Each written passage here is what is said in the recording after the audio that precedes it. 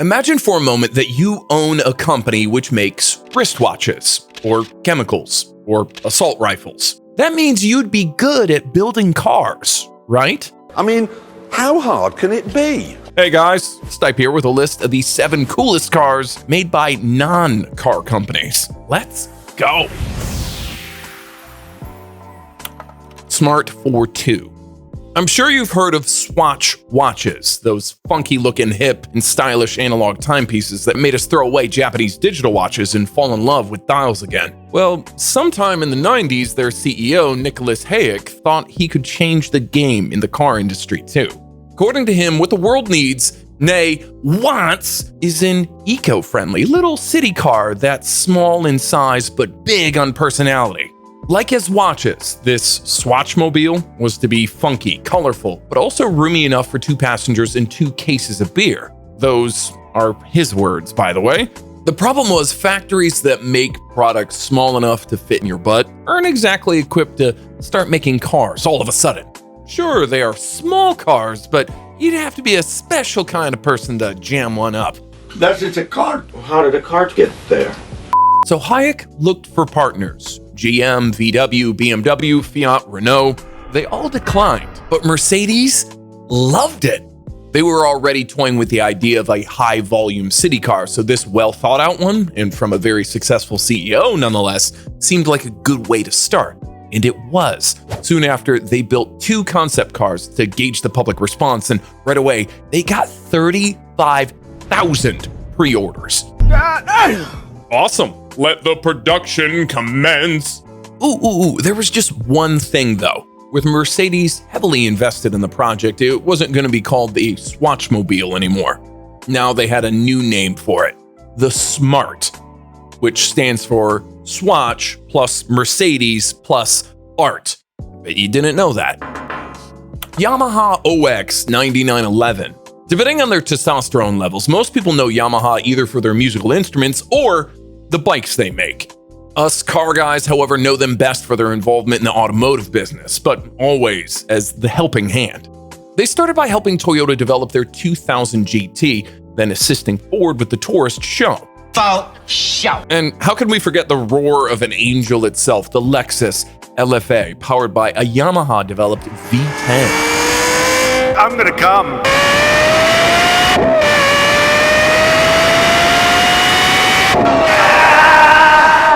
One time, just once, they nearly made a car with their badge on it, but it was just not meant to be. I'm talking about the totally insane, but stupidly named OX 9911.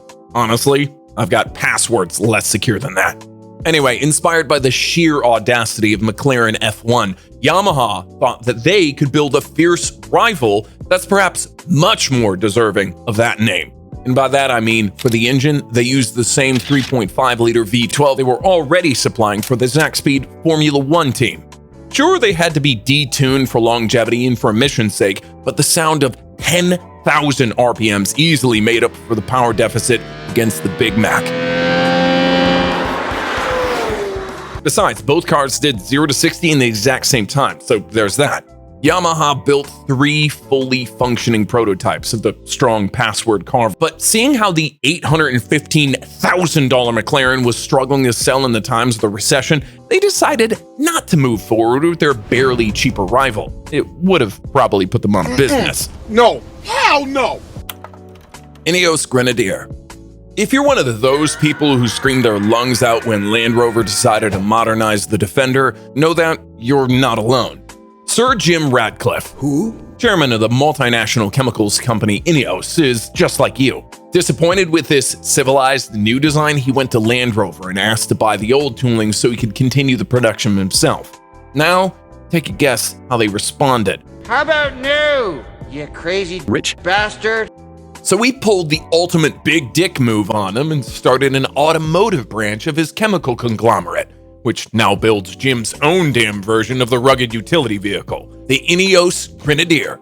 Now, despite the looks, this Grenadier shares no components with the Defender. None of the panels look exactly the same. The whole body is noticeably bigger, and the only parts that were not built by Ineos were the BMW engines and gearbox. Think about what I just said. a chemical company, decided to make pretty much every part of this car by themselves. All the chunky buttons, the integrated winch, the wheels, glass panels, lights, it's all bespoke. But the best part, it doesn't cost as much as you think. 80 grand for a super rugged, well-built, properly thought out niche kind of vehicle is a steal. I doubt that Jimbo Radcliffe is making any money off these, but hey, he has a lot of it already and now just wants to share his passion project with others who miss the old Defender. What a nice guy. Kalashnikov, CV1. In 2018, the roads were literally flooding with the so-called Tesla killers, all seemingly having what it takes to take Elon down. They didn't, and Elon survived, but only because Kalashnikov, the makers of the world-changing AK-47 machine gun, never went through with the production plans for their Tesla killer, the CV1. Created to demonstrate to Putin voters that Russia is just as advanced as the evil West, this pale blue civvy was clearly up to the task and even more. Look at that low stance, the slight camber, and the tires that they've given it. Right away, you know that this car is one mean machine. I'm talking 295 HP from probably some AliExpress electric motors, which can hurl this beast to 60 miles per hour in just 6 seconds, and then all the way to 220 miles of range, thanks to its 90 kilowatt hour battery. By the way, whoever tells you that this body is from the 1970s Moskvich 2125 Combi, know that that's also Western propaganda, and those people will be accidentally falling out of the third floor windows soon enough. I mean, look at these two pictures. They are clearly not the same. They're the same. Lastly, if I may, point your attention to some advanced details. These integrated rain gutters, which the West still doesn't have on their inferior cars, and the center-mounted charging port at the back. Putting that on the side like Tesla did would ruin the perfect symmetry of the drop-dead gorgeous Kalashnikov here. And that was just a huge for its designers. Well done, guys. Well done. KTM Expo. Like Yamaha, KTM is also best known for their bikes, dirt bikes. God, how I hate these things, the farting noises that they make. I'd rather be listening to a crying baby on a plane or even my parents having sex than listening to one of these driving by. Shut the f*** up! But then in 2008, they made something completely different. A car. Well, by definition, it's got 4 tires, steering wheel, some proper seats, an Audi Straight 4, and not much else. They didn't even bother giving it a body. This is mostly a bare carbon tub and a chassis with a few orange pieces bolted onto it to make it look like a dirt bike, but I'm not so sure. Also, it doesn't look very road legal, but guess what? The Expo, or is it a crossbow? Anyway, this thing is road legal and absolutely miserable anytime the weather turns for the worse. No worries, here's the Crossbox Series GTRS or something like that, which is the first KTM with a roof, and the first KTM which sounds good thanks to it having a 500 horsepower 5-cylinder in the back. Do not come. As for the design, I get that it's function first, inform later, but couldn't they smooth this part over? And look at the LEDs and lights, just rectangles jammed in. It's like a horrible acid trip version of Tetris without following any lines. Oh well, at least it's got a really cool door. I want one. For this part of the video, I thought I could say a few words about all the other cars from non-car companies instead of having a little guessing game here. I mean, who's gonna know what this car is? What the hell is even that? That, my dear viewer, is the Mini Morris turned into a promotional orange on wheels for the Outspan Orange Company. Wienermobile did the same for the Oscar Mayer Wiener Company. NVIDIA, the maker of overpriced GPUs, made this driverless AI race car. The intention was to have 10 teams running mechanically identical cars and then see who's going to develop better software. Clever idea, but it failed due to lack of interest. This panda-looking thing is a Google Firefly, a driverless taxi that didn't stick around for long. Now they're just putting autonomous driving sensors on Jags. How about the NASA moon buggy, anyone?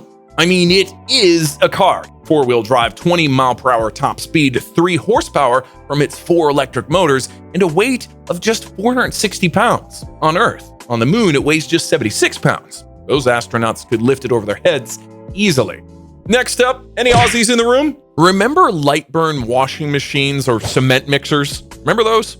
Here's the Lightburn car, the Zeta. It's a Peel company, which made the smallest car ever, originally made fiberglass boats. And to round up this section, did you know that since 1998 in Korea, you can drive Samsungs?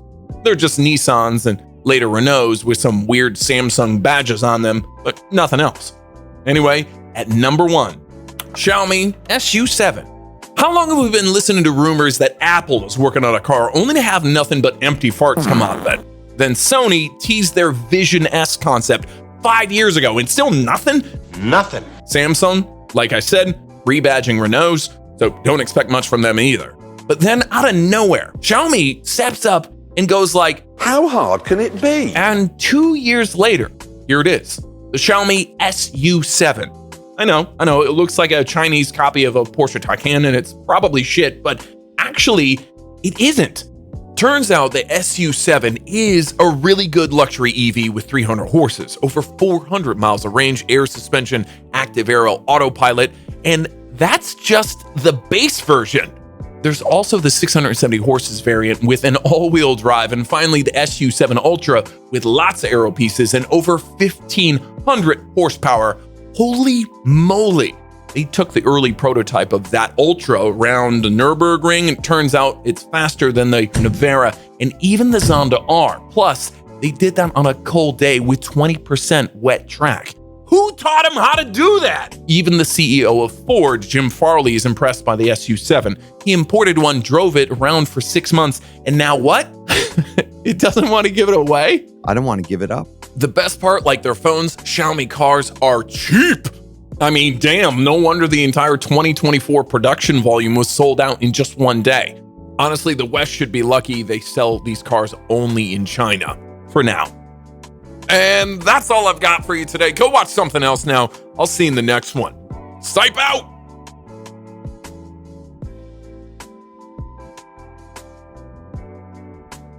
And cut!